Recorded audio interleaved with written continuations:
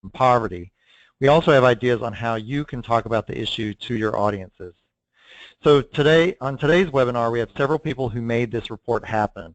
Our speakers are Sherry Brady from the Aspen Forum, and from the Opportunity Agenda, we have Lucy Odigi-Turley, Public Opinion and Media Research Coordinator, and Julie Fisher-Rao, Senior Framing and Messaging Coordinator.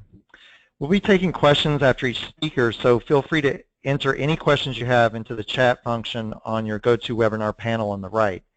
We'll try to answer as many questions as we can. So feel free to join the conversation online as well by using the hashtag #PovertyToOpportunity. That's the number 2, #PovertyToOpportunity, or by tweeting at OpAgenda. You can get the report online by visiting opportunityagenda.org. So after the webinar, we're going to have a short evaluation that will pop up on your screen. So it'd be great if you could fill it out so that we can improve future webinars based on your feedback. You'll also be receiving a follow-up email with materials from today's webinar. So with that, we're going to get started. Thanks again for joining us, and a special thank you to each of our speakers. So first up is Sherry Brady. Sherry, you there? Yes, thanks, Will. Hi, I'm Sherry Brady. I'm the Senior Associate for Strategic Partnerships at the Aspen Institute Forum for Community Solutions. And I want to thank you all for joining this call to discuss the great work of the Opportunity Agenda in updating a window of opportunity, which is going to examine public opinions on poverty. The missions of the Aspen Institute Forum for Community Solutions is really to support communities in being more engaged in identifying and solving their most pressing challenges. Obviously, centered to that is the issue of poverty and economic opportunity. As the recent election season highlighted, there's a schism in this country and folks are worried about their survival, economic and otherwise. We must find a way to bridge these gaps and work to reduce this growing gap between the rich and the poor. I really believe that our solutions will happen at the state and local level, not at the federal level, for too many reasons for me to go into in the short time I have with you. I really am just here to tell you that one of the reasons why the Aspen Forum was so proud to support the work of the Opportunity Agenda as they were redoing this report is because we really believe that the opportunity divide in this country is really is growing and deepening, and we really need to find a way to fix that. And that's going to happen a lot in getting the community who are most impacted by this engaged in this work, as well as policymakers at all levels. And I really believe that this report, we at the Forum believe that this report really is one of the first steps in understanding how poverty is viewed in America, and really thinking about how we perceive poverty, whether or not you're living in it or observing it from the role of policymaker. And so we're really hoping that people will take the recommendations in this report to maintain focus and find the points of agreement to move the policy work forward. We at the Aspen Forum have found it very helpful in engaging conversations with people at the very different levels that the Aspen Institute engages in. We've invited the Opportunity Agenda to come and speak to our teams here at the Institute, as well as our audience who come to our events to talk about what they've learned from these reports, and people have found it to be very helpful in engaging in some difficult conversations that are crossing the aisle politically, that are crossing the aisle economically, and in different ways. And so I really hope that you'll take a lot from this, and I think we're going to learn a lot. I'm going to turn it back over to Will to get us started. Thanks. Great. Thank you, Sherry. So, hey, so Lucy's here, and Lucy, can you give me a little bit of background about the report? Sure. Will and Sherry, thank you so much for the. My name is. Thanks, Will and Sherry, for the introduction. So, as Will said earlier, my name is Lucy Odigi-Turley. I'm the Public Opinion and Media Research Coordinator here at the Opportunity Agenda, and I'm also the lead author on the latest report. So the Window of Opportunity 2 is an update to a 2014 report, which was a 3-part examination of prevailing public opinion in America. So it was a 3-part examination which included a public opinion analysis, a social media scan, and a media analysis. So the report set out to answer several key questions. So what is public perception of the causes of poverty? Do people have faith in the American dream? What do Americans feel is the responsibility of government in tackling poverty and income inequality? What role, if any, do stereotypes and other biases play in shaping attitudes towards people living in poverty? Are there major differences between different demographic groups? And how has opinion changed over time? So the goal of this research was to provide anti-poverty leaders, organizations, and allies support in their building more effective solutions to poverty and also in creating communications and engaging strategic audiences. So what were some of the key findings back in 2014? So one of the key takeaways from the 2014 analysis of public opinion is that Americans' understanding and attitudes towards poverty and people living in poverty are really defined by competing values. And these competing values have traditionally shaped the way people kind of conceptualize the issue and also their support for particular anti-poverty policies. So for instance, the majority of Americans believe that the government should do more to reduce the gap between the richest and the poorest Americans. But the majority of Americans also believe that people living in poverty have become too dependent on government assistance and government programs. And many Americans hold these beliefs simultaneously. And I think it really is a reflection of the conflict in American culture between equal opportunity, shared fate, and government responsibility on one hand, and then individualism, personal responsibility, and small government on the other. And this conflict and these conflicting narratives are still playing a significant role in shaping the way that Americans think about poverty and also how people's level of support for particular anti-poverty policies. So of course with the recent election outcome, things have shifted a lot since 2014. Can you walk us through some of those changes and implications that may be presented for anti-poverty advocates? Of course. So as you said, in the last 2 years, a lot has happened. So the poverty rate has declined by 1.2%. So now 13.5%. It was 14.8 in 2014.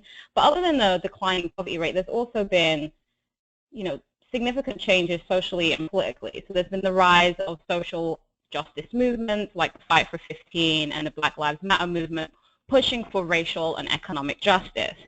There's also been this rise in popular sentiment among the American electorate, which has shown up on both sides of the ideological spectrum. And of course, this culminated last week in the election of now President-elect Donald Trump. So there's a lot going on socially, politically in the US right now. And if you look at exit polls, even though it's very early on, we can already now get some insights into the role people's perceptions of the economy, their own financial well-being, and trade and other kind of related issues played in the outcomes of last week's election.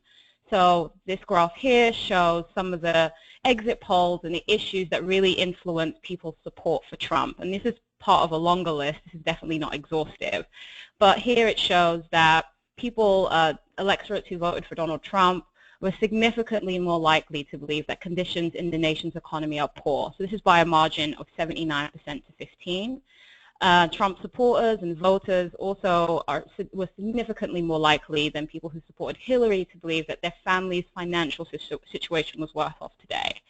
And another issue that seems to have bubbled to the surface as a result of a lot of the rhetoric that took place during the presidential election was that trade with other countries takes away jobs from the American economy. So 65% of Donald Trump supporters believed that trade was, is a threat to American jobs and job security in the U.S. compared to 31% of Hillary Clinton supporters. So it's clear, taken together, that not only is the political and social climate shifting, but people's perceptions of the economy, their own financial security, and poverty and inequality in general are really shaping people's political behaviors. And it's more important than ever for anti-poverty advocates to understand what some of the key elements are and public opinions are that are shaping people's political actions and support for particular candidates. So that's really interesting. Can you walk us through some of the new key findings? Sure. Awesome. So I think one of the most important takeaways from the 2016 report is it provides new insights into how Americans are defining poverty. So in the 2014 report, we found that Americans had a tendency to overestimate the number of people who are living in poverty. So for instance, in 2014, 54% of surveyed Americans said that they personally know somebody who is living in poverty. And now when you think of the fact that roughly the official poverty rate in 2014 was about just over 14%, that's a huge disconnect. And so we wanted to kind of delve deeper into this disconnect and understand why Americans tend to overestimate the number of people living in poverty. So has there been any movement in this area in the past 2 years? So no, despite the fact that the poverty rate has declined by 1.2% in 2000, as of 2016, 64% of Americans continue to say that they personally know somebody who's living in poverty.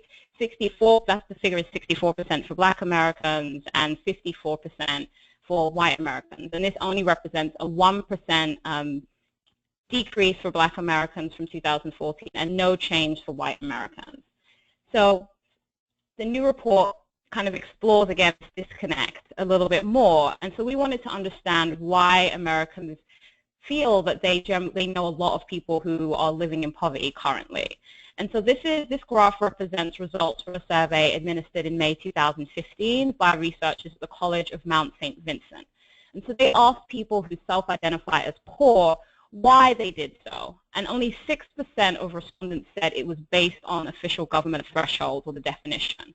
But the most common responses were because people don't make enough money, because I'm not working. 15% said they self-identify as poor because they're living paycheck to paycheck. Now, respondents were able to select more than one answer, which is why the results are higher than 100%. But this gives us really kind of concrete insights into why there seems to be such widespread experiences or personalized experiences of poverty in America. It's because people have very concrete, real-life definitions of the issue. And when we looked at people who do not self-identify as poor, you still see the same trend. So it's very kind of concrete, real-world definitions of the issue. So 8% said, I do not self-identify as poor because I have everything I need. 22% said it's because they have a home or property. Others said they're working, they have a job. So again, it's like Americans define poverty based on their own feelings of economic security and basic needs. Okay. So there's also been movement in other areas too. Some of it is a lot more positive, and in other areas it's a little bit more challenging. So for instance, as of 2015, 67% of Americans believe that the gap between the rich and the poor has gotten worse. So this kind of feeds into some of the exit polls that we saw earlier, where people generally, there's a kind of a high level of belief among certain segments of the electorate that the economic system is not improving or is in poor state. But at the same time, 9 in 10 of Americans going into the election said that the gap between the rich and the poor, so economic inequality, was a really important issue. Another positive development, or now that we've seen in our analysis, was that Americans seem to be beginning to understand more about structural causes of poverty and and moving away from more kind of individualistic narratives. So, for instance, Gallup polls have asked over the last few years the statement, do you agree or disagree that poor people have fewer opportunities to be successful than others?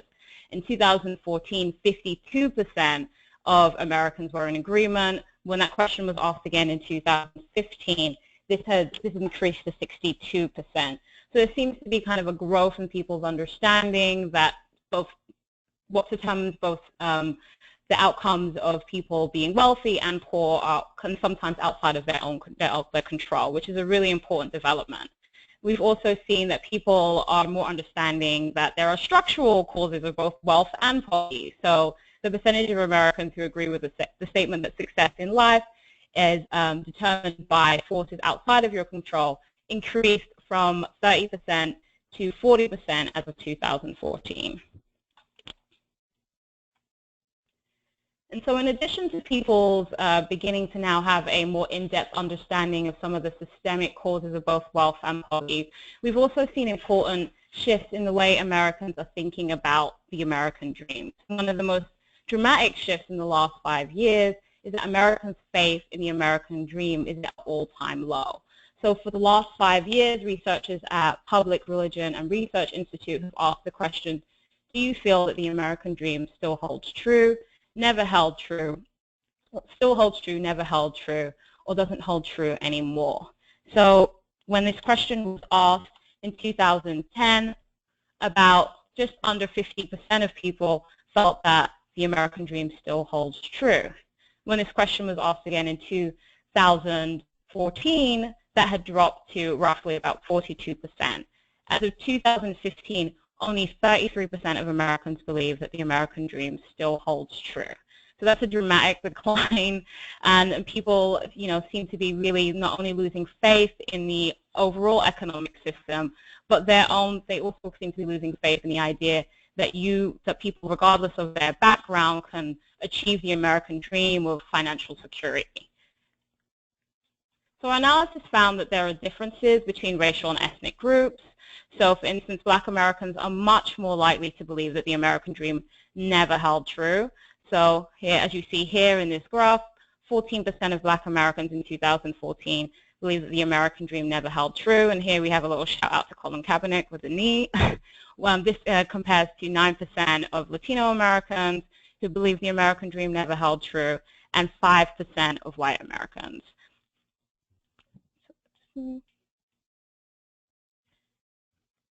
And in addition to people's changing perceptions and belief in the viability of the American dream, we found that the majority of Americans are now concerned about the state of equal opportunity in the U.S. So for the last few years, researchers, again at the Public Religion Research Institute, have asked respondents which of the following statements come closest to your own view. Is it a big problem if some people have more chances of life than others, or it's not that big of a problem in this country if we don't give everyone an equal chance?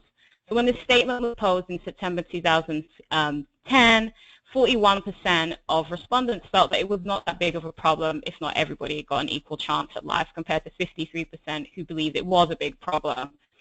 When that question was asked again, you see a dramatic twist, shift in that perception, and now 65% of people say that they believe that one of the big problems in this country is that not everybody is given an equal chance. So most of these trends seem positive. What are some of the new or continued challenges that you see? So yeah, a lot of these trends seem to point to kind of positive shifts in the way that Americans are thinking about poverty and inequality more broadly, but there's still, as we saw earlier, in terms of the competing narratives around just American culture, in terms of personal responsibility and individualism on one hand and equal opportunity on the other, that shift and that tension is still existing. So, for instance, here we see that the majority of Americans are becoming skeptical about the economic system. So between 2014 and 2015, respondents to the question that big businesses do not share enough of their success with their employees increased from 69 to 88%, which is a massive jump. And then again, you saw a significant shift in the amount of Americans who believe that the economy favors the wealthy. So now, as of 2015, 79%, nearly 8 in 10 of Americans believe that the economic system unfairly favors the wealthy. Now, despite this change and this skepticism around the economic system, in the last few years, you've actually seen a slight increase in the percentage of Americans who have faith in hard work. So the idea that regardless of where you were born, whether you were born into a poor household, through hard work you can work hard and become successful and gain financial security. So the percentage of Americans who feel that through working hard, or their satisfaction with working hard and being able to succeed, increased from 54% in 2014, as shown in this chart, to 60%, so 6 in 10 as of 2014, who expressed that they were very or somewhat satisfied with the ability to become successful through working hard. And I think one of the most troubling trends and challenges that our research has shown is continued is people's perceptions of people of color living in poverty, specifically Black Americans. So in 2014, our research found that negative racial biases play a significant role in shaping the way Americans think about people living in poverty. The causes that they attribute to people's poverty, so whether or not they're structural or whether or not they're individualistically based. and also their support for particular social anti-poverty policies. So for the last few years, Pew Research Center has asked the question about the causes of inequality facing Black Americans. And respondents were presented with two statements. Is racial discrimination the main reason why Black people can't get ahead these days? Or is it because Black people can't get ahead? Or is it mostly because they're responsible for their own conditions? So when this question was posed in 2014, only 27% of Americans agreed with the racial discrimination as a central cause to inequality facing Black Americans, and 63% preferenced the individual responsibility statement. When this question was posed again in 2016, there was slight movement. So now you see 58% of those surveyed felt that Black Americans face inequality because of their own behavior, whereas 30% now preference the racial discrimination as the reason why Black people tend to have higher rates of income inequality. So again, we see here that racial biases are still playing a significant role in shaping the way Americans are thinking about poverty, but also the causes, the attributions of people living in poverty when they happen to be Black Americans as well. So what do we do with all of this information now that we're on the other side of the election? And many people may feel that the road ahead is extremely challenging. But there are several areas where there seems to be positive seeds for change. So for instance, poverty is something that is highly personalized in the minds of many Americans. Many Americans report that they personally know someone who's living in poverty. So through that, there's potential for anti-poverty advocates to tell stories that kind of bridge or pull on those kind of real concrete struggles and feelings of economic insecurity that Americans are facing. As we saw, there are a growing percentage of Americans who are concerned about equal opportunity and the viability of the American dream. So this is areas where there is an opening. So both sides of the political spectrum, we're seeing that Americans are dissatisfied. So they want to hear a new story. And this is coupled with the fact that a significant majority of Americans now are skeptical about the fairness of the economic system. And so, again, these are areas where there is potential to move audiences, and particularly our base. And then, it's also important to kind of acknowledge the continued challenges. So individualism and personal responsibility still hold strong. People still have faith in hard work. And those racial stereotypes really do need to be addressed head on, especially in light of the political comments and statements that have been made in recent months, which kind of conflate Black Americans to inner city and criminality. So in the next few years, really addressing those racial stereotypes, particularly when advocating for anti-poverty policies, is going to be of critical importance.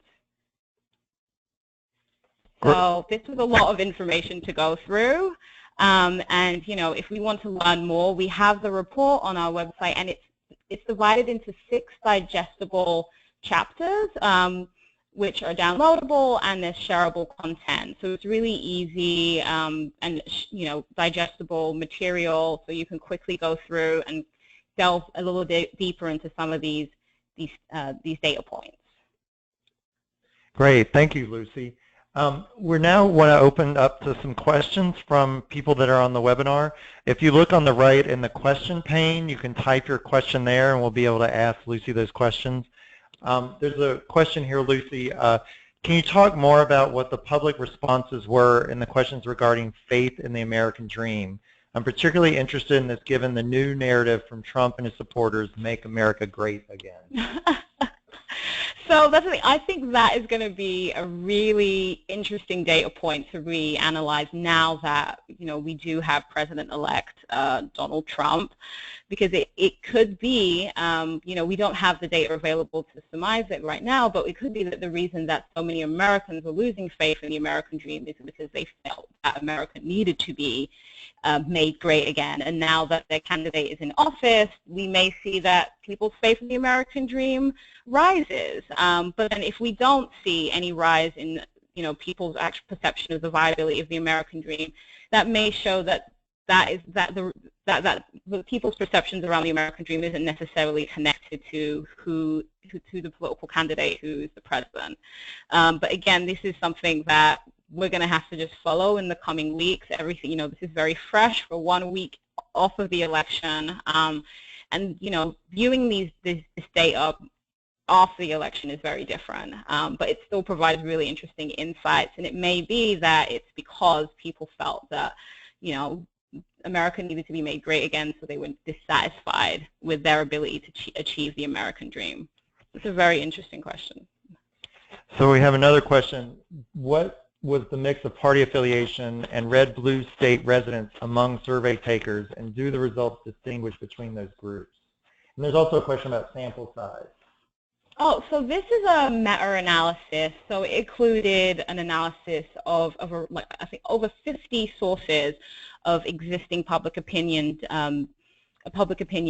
research, and so there was a variety of sample sizes, but we included on the website and in the reports and in each section each of the referenced research papers they're there. You can access them. They're hyperlinked.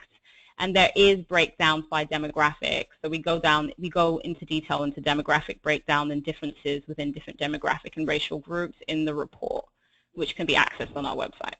But not party affiliation or state? Party affiliation, state, not so much, but it will be in the original sources.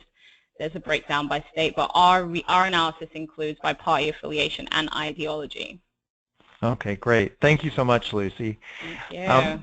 Next, I wanted to turn it over to Julie Fisher-Rao, who's going to talk about ways that we can frame these issues for the audiences that we work with. So, Julie, if you want to take it away. Sure, great. Thank you, Will. So you can move to the next slide, please.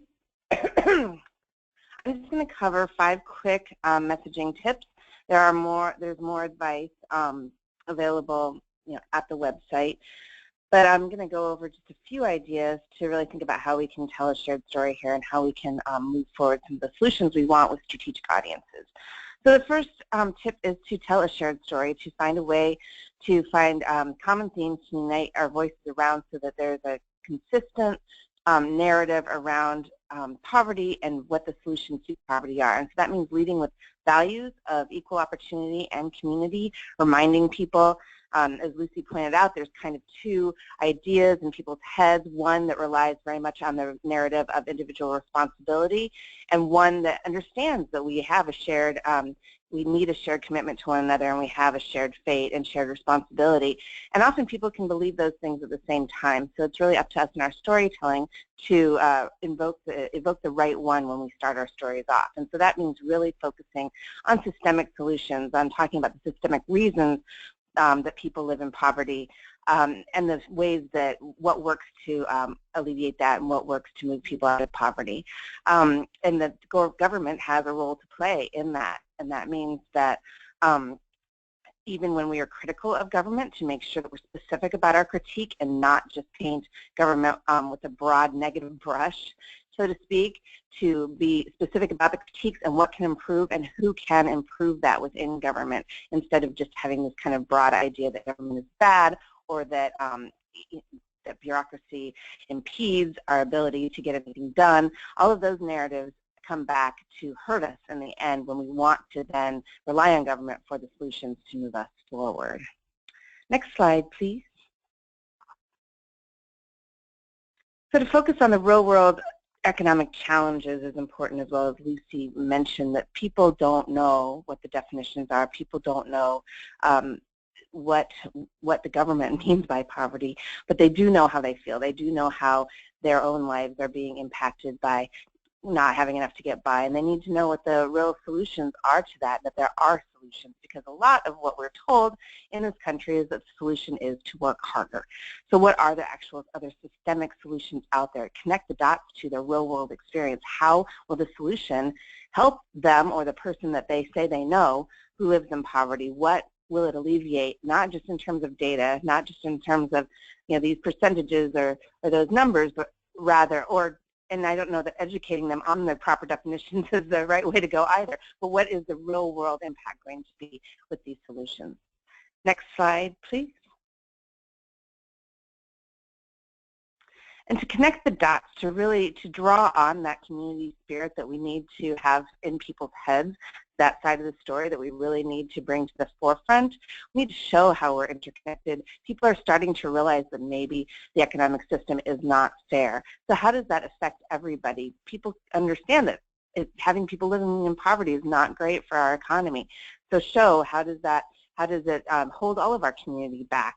How does it make us all worse off when, other than just the morality of it, how does it hold us all back, and how does it drag our economy down to be allowing this to happen and to not have better solutions? And to explain the barriers to economic opportunity.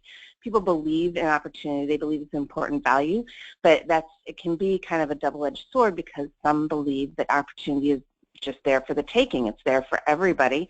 And some understand that there are huge barriers to opportunity, and that they're systemic, and that they're not just a matter of individual responsibility and a failure of will, right? So how can we show what those barriers are to really connect the dots, to show how this is a system, and systems mean that we're all responsible to change them. To our democracy, we all have the responsibility to make sure that things are better.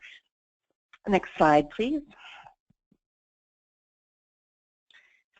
We know that there are all of these stories that are very racialized when we talk about poverty. We know they're out there, and we know that the public is buying them, right? And so how can we tell stories? And this is not to go out and myth bust per se, to not go out and tell people what's wrong and remind them of these stories, but rather to tell the real stories that are out there. So the first picture on this slide is what shows up if you just Google welfare mother.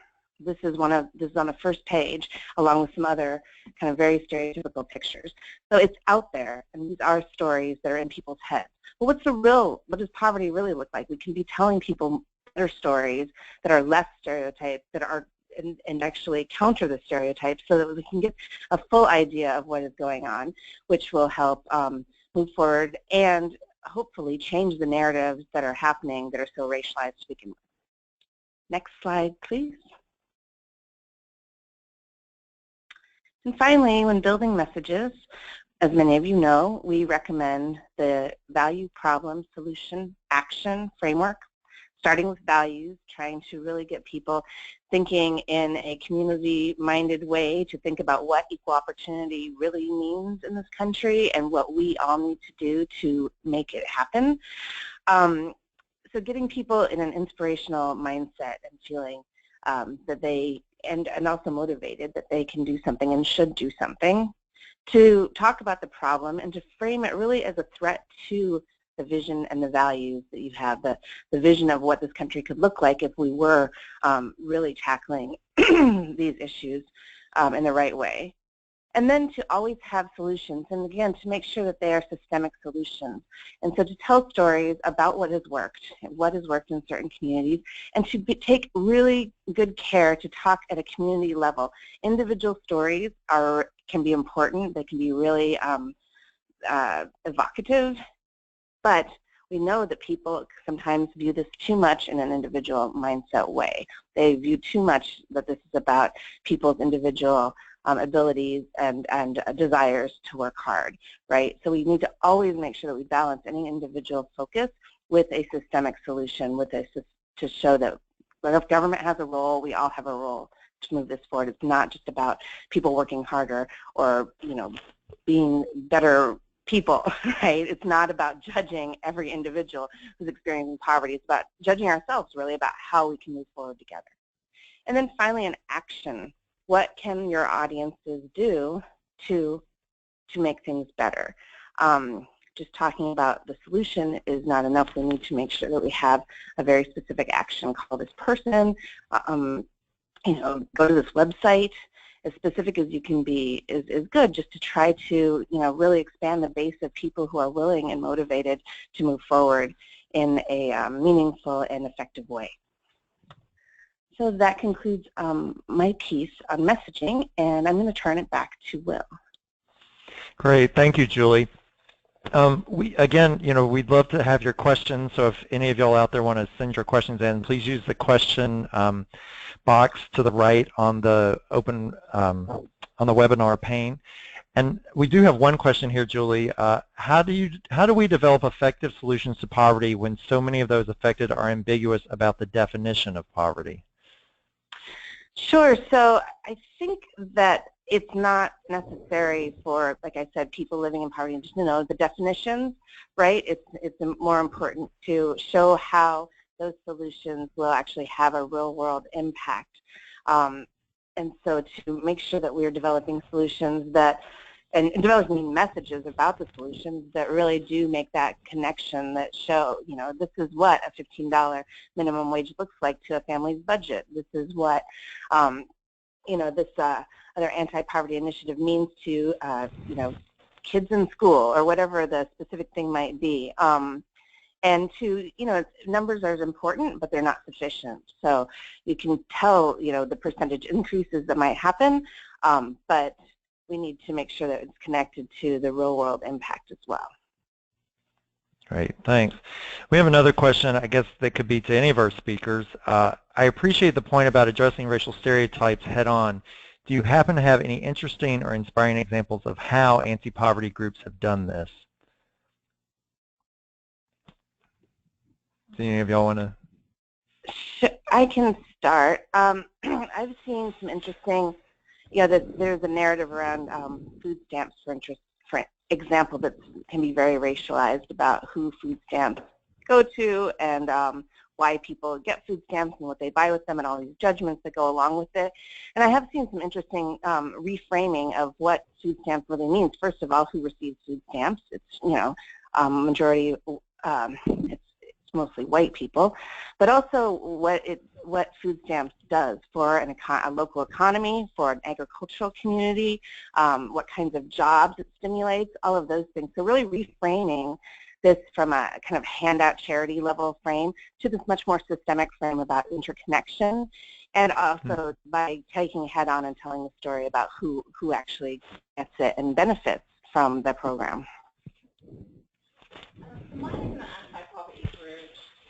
Mine isn't an anti-poverty group, but I feel that the Atlantic's media coverage of poverty has been a really great way of kind of dismantling some of the racial stereotypes embedded in how people think about poverty in America. So they've done a whole series about storytelling around poverty, going into people's families and uplifting kind of their individual stories, but also connecting it to the systemic causes of poverty. And they've also talked about this, the welfare queen myth, and done some really great articles, really breaking down where that myth originated, and who was promoting it, and how it became so popular, and ways to kind of address it and dismantle it. Great. Sherry, do you want to add anything to that? No. Okay. Here's another question for Lucy. Is there survey data on Americans' perceptions around what solutions need to be supported to address poverty, whether capitalist approaches, for example, growth of certain industries, workforce development, support of small businesses, or social sector equity-driven, for example, safety net services, policy change, etc.? Yes, there is. And part 6 of the report, which is available online, goes over public opinion and policy preferences. So right now we're seeing there's been a dramatic growth in people's support for like the fight for 15, so the rise to the minimum wage. I think now nearly 70% of Americans support minimum wage being raised to $15 an hour. Strong support remains for Social Security and Medicaid. So there's a breakdown of the different policy preferences, and also areas where there still seems to be a lot of resistance. And I think, as Julie mentioned, I think it's mainly because people aren't educated on what these policies actually do. So for instance, there's a lot of stigma around the catch-all phrase welfare, but when you actually explain to people what TANF does and what SNAP is, we find that the public is generally supportive of those programs. So there's another question here about, was any data collected on the relationship between single-parent-headed households and poverty regardless of race? So, okay, well, I know that there's research over at the Urban Institute that deals with single parenthood and like it as a predictor of intergenerational poverty. I haven't come across research that looks at, I know there's research that looks specifically at people's perceptions of single mothers, particularly stigma attached to single motherhood among Black women. But I haven't seen any recent data in the last 2 years that looks specifically at that issue, and it would be great if there were new studies. That's definitely an area that needs to be explored more. And we have one more question. What is the way to confront racial stereotypes without causing a communication shutdown? Right. So, so there is some various research on this. We do know that there is a danger of shutdown when people are approached in certain ways about race, and that conversation is just very quickly changing. So I think that continued research is going to be extremely important. There are ways to start conversations that start about how this is about broad groups of people. This is about all of us. What kind of country we want to live in, and then to move to, to remind people that they do care about equal opportunity, and then to move to where that's not happening, and that yes, there are racial reasons that's not happening. There are racial divides, and that's not fair. And to really talk about the systemic barriers. So, for instance, to have, in your pocket some of these stories and studies that can be really helpful. For instance, the one about two people, showing up for the same job interview, and how the African-American candidate is so much less likely to be called back than a white candidate who has a criminal record, for instance. Where and not to implicate people with criminal records, but just to show that these are two the kinds of stereotypes and problems that African-American applicants are facing that leads, that racial discrimination actually is a barrier to people getting employment. Just to remind people of all of these ways, and tone matters, right? To talk about it depending on audience, in a way that is sharing information and just telling them the story about not how opportunity is not equal, and that should bother everybody. Great, thank you so much. I think that's going to be, we're wrapping up now. Thanks so much to all of our speakers. This was a really informative session, and we're going to be sharing the materials from this session online. Again, you can look at the report at our website at opportunityagenda.org, and the discussion is continuing on Twitter with the hashtag poverty to opportunity. And as soon as we're over, there will be an evaluation that we'd love to get your feedback about this session, about things that we can improve or things that you liked. And if you have any additional questions, feel free to email us. If we, what emails do they? Yeah, or tweet at us as well. So I don't know, what is the email? Lucy Turley at opportunityagenda.org. So great, thanks so much for joining us today, and we're really glad that you could join us, and thanks again to all of our great speakers, and we'll see you again soon. Bye.